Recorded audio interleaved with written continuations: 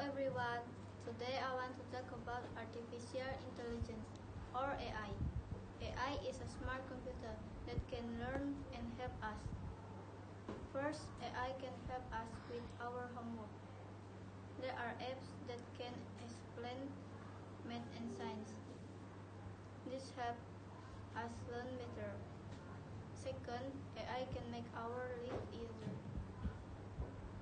There are robots that can clean our homes and help us cook. This gives us more time to play. Third, AI helps doctors. It can find out what is wrong with patients and help scientists discover new medicine. This makes the world healthier. In the future, AI will be everywhere. We might have cars that drive by themselves and AI teachers in school.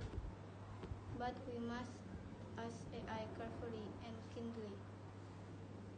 It is good to be responsible.